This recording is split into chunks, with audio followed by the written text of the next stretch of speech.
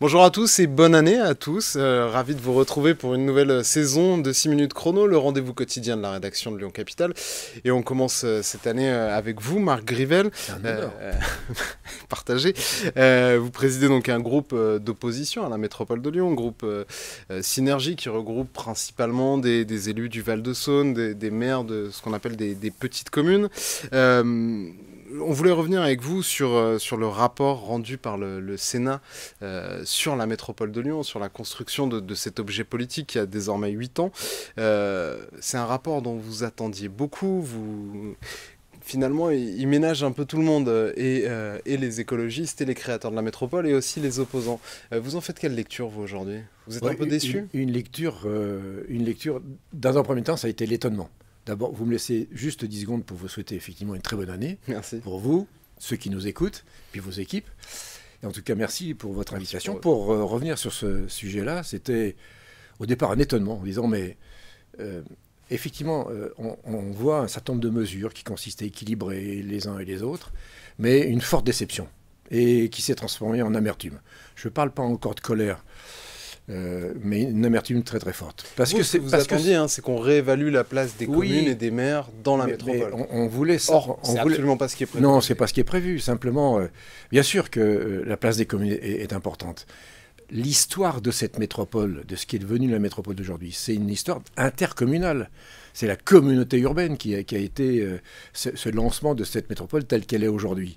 On renonce à cette philosophie-là. Et le rapport dont vous parlez, le rapport de la mission sénatoriale, c'est tout simplement un évitement de se poser la question. La bonne question, c'est quelle est la place des communes et donc des citoyens qui vivent dans ces communes, dans le conseil métropolitain, qui décident des politiques publiques qui vont d'ailleurs s'appliquer dans ces mêmes communes. Est-ce que vous, il y avait une mesure que vous attendiez, c'était la création d'une sorte de Sénat, d'une assemblée où tous les maires pourraient siéger, elle a été balayée. Mais aujourd'hui, avec le recul, le fonctionnement, on est maintenant presque à mi-mandat. Oui. Ça fait 3 ans que la métropole fonctionne pleinement avec un mode de scrutin qui fait que tous les maires ne siègent plus. Est-ce que vous trouvez que finalement, quand même, ça va dans le bon sens? Ça s'améliore un peu, il y a eu des moments de crispation, on repense à la fronde des maires, Oui. à la rentrée. On a aussi beaucoup œuvré, cette fronde des maires. D'ailleurs, il n'est pas interdit que les maires reprennent pas le même chemin par rapport aux conclusions de cette mission sénatoriale.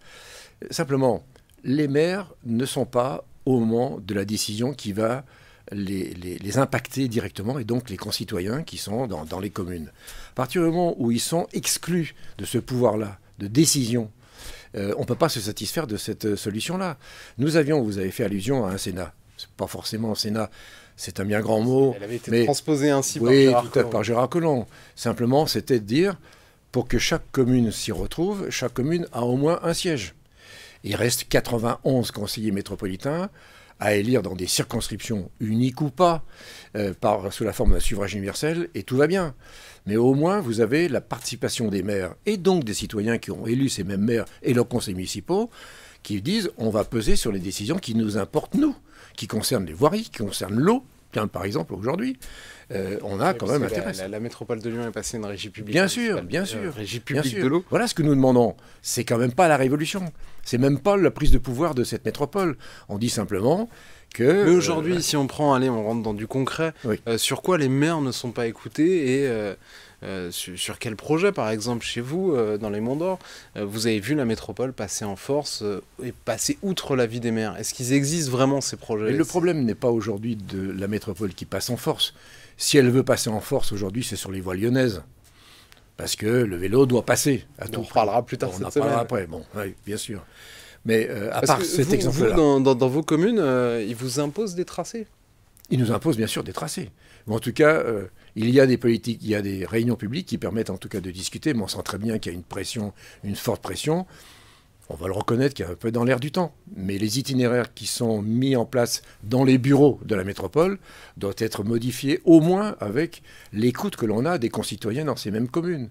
Et vous parliez de pression de la métropole, mais ce n'est pas une pression de la métropole. Simplement, ce qu'il faut que vous sachiez, c'est que dans les communes, aujourd'hui, très nombreuses sont les communes qui vont arriver 1000 habitants dans ce cadre du mandat.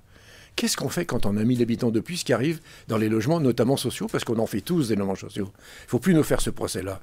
Eh bien, on demande à avoir une aide supplémentaire, des crédits supplémentaires pour créer des crèches. Qui alloués d'ailleurs. Non, 10 millions d'euros sur 59 communes. Enfin, je veux dire, c'est une aumône. Et quand on a demandé à ce que ces 10 millions d'euros passent à 30 millions d'euros sur un budget de 4 milliards, on nous a dit c'est pour l'année prochaine. Et aujourd'hui, on nous dit ça sera 50 millions d'euros sur l'ensemble du mandat. Je veux dire, là, on se fout du monde. Il faut dire les choses telles qu'elles sont. Comment fait-on pour créer des crèches supplémentaires? Comment fait-on pour accompagner l'extension des groupes scolaires? Comment fait-on pour avoir l'extension aussi des médiathèques? C'est tous ces exemples-là qui se posent dans les communes. Donc, il n'y a pas la pression de la métropole. Il y a effectivement les conséquences de politiques.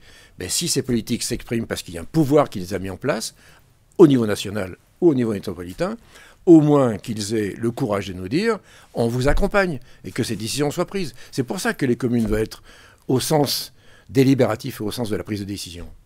Merci beaucoup Marc Grivel d'avoir répondu à notre invitation et à nos questions. Moi je vous retrouverai très bientôt pour une nouvelle édition de 6 minutes chrono. Au revoir.